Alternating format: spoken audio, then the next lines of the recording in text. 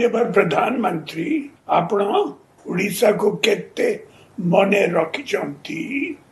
ओडिया भाषा classical language हैला परे भी आपण ओडिया भाषा को भूली गले।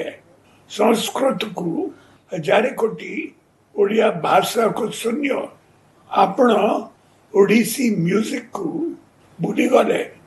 मु ओडिसी म्यूजिक को क्लासिकल मान्यता पाई 2 थर प्रपोजल पठाई थी और आपण 2 थर रिजेक्ट करे। ओडिशा के मुख्यमंत्री नवीन पटनायक ने प्रधानमंत्री नरेंद्र मोदी के सभी ओडिशा जिलों और राजधानियों के नाम बताने की चुनौती के एक दिन बाद सोमवार को जवाबी हमला किया।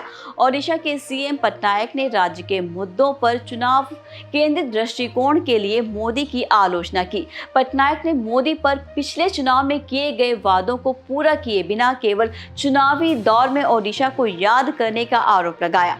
आइए इस विवाद का गहराई से जानकारी हासिल करते हैं। नमस्कार, आप देख रहे हैं ए न्यूज़। एक वीडियो संदेश में पटनायक ने विशेष रूप से राज्य के विकास और कल्याण पहलों के संबंध में अपने पिछले वादों के प्रति मोदी की प्रतिबद्धता पर सवाल उठाया है। उन्होंने न्यूनतम समर्थन मूल्य को 2 गुना करने, तटीय राजमार्गों जैसे बुनियादी ढांचा परियोजनाओं और आवश्यक वस्तुओं की कीमतों में कमी जैसे अधूरे वादों पर प्रकाश डाला है। ओडिशा की प्राकृतिक संपदा कोयला है और आप ओडिशा से कोयला लेते हैं, लेकिन पिछले 10 वर्षों में रॉयल्टी बढ़ाना भूल गए हैं। प्रधानमंत्री केवल चुनावी समय पर ओडिशा को याद करते हैं, जिसका कोई फायदा नहीं होगा।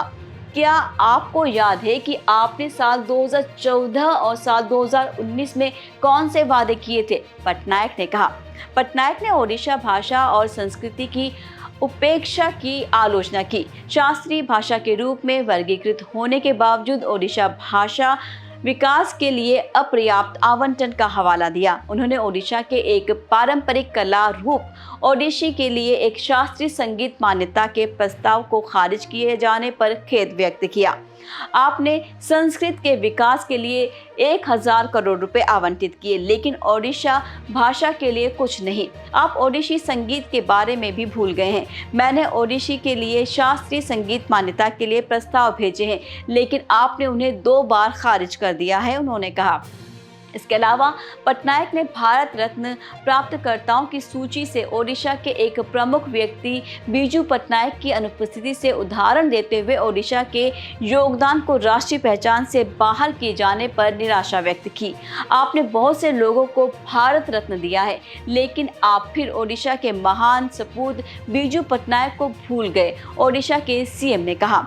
आपको बता दें, इससे पहले शनिवार को प्रधानमंत्री नरेंद्र मोदी ने मुख्यमंत्री नवीन पटनायक को कागज पर देखे बिना ओडिशा के जिलों और उनकी राजधानियों के नाम बताने की चुनौती दी थी और कहा था कि ओडिशा का विकास अवरुद्ध है क्योंकि राज्य सरकार लोगों की क्षमताओं पर भरोसा नहीं करती है। ओडिशा में 4 चरणों में चुनाव हो रहे हैं। अगले चरण 20 मई, 25 मई और 1 जून को होना है। मुख्यमंत्री नवीन पटनायक की बीजू जनता दल विधानसभा चुनाव में लगातार 6ठा कार्यकाल जा रही है। पटनायक का आरोप है कि मोदी केवल चुनावी मौसम के दौरान ही ओडिशा के मुद्दे पर ध्यान देते हैं और उन्होंने पिछले चुनाव में किए गए वादों को पूरा नहीं किया है। इन वादों में न्यूनतम समर्थन मूल्य को 2 गुना करना, तटीय राजमार्गों जैसे बुनियादी ढांचा परियोजना और आवश्यक वस्तुओं की कीमतों में कमी शामिल है। पटनायक की यह टिप्पणी राजनीतिक रूप से महत्वपूर्ण है क्योंकि ओडिशा में 1 महीने से कम समय में विधानसभा चुनाव होने हैं। पटनायक के बीजू जनता दल लगातार 6ठी बार सत्ता में लौटने की कोशिश कर रही है। ऐसे में पटनायक द्वारा मोदी की आलोचना से संकेत मिलता है कि ओडिशा और केंद्र के बीच संबंध तनावपूर्ण है। ये तनाव मुख्य रूप से ओडिशा के विकास पर कथित उपेक्षा और केंद्र सरकार द्वारा राज्य सरकार से परामर्श किए बिना नीतियों को लागू करने के कारण है। ये तथ्य कि पटनायक ने अपनी आलोचना में ओडिशा भाषा और संस्कृति की उपेक्षा और ओडिशी का योगदान को राष्ट्रीय पहचान देने में विफलता को उठाया है। ये दर्शाता है कि विवाद केवल राजनीतिक नहीं है बल्कि सांस्कृतिक और भावनात्मक भी है। ओडिशा के विकास से जुड़े मुद्दों पर पटनायक और मोदी के बीच ये सार्वजनिक आदान प्रदान आगामी विधानसभा चुनाव को प्रभावित करने की संभावना है। ये राज्य के मतदाताओं को ये तय करने में मदद कर सकता है कि भविष्य में किस पार्टी पर भरोसा करना है। बाकी पटनायक और मोदी के बीच विवाद ओडिशा की राजनीति, अर्थव्यवस्था और समाज पर महत्वपूर्ण निहितार्थ रखता है। ये विवाद आगामी विधानसभा चुनाव में एक प्रमुख मुद्दा बनने की संभावना है और ये ओडिशा के विकास और कल्याण के भविष्य को आकार देने में महत्वपूर्ण भूमिका निभाएगा। और आने वाले समय में ये विवाद और कितना गहराता है, ये हम आपको बताते ही रहेंगे। फिलहाल अन्य खबरों के लिए देखते रहिए एयर न्यूज़। नमस्कार।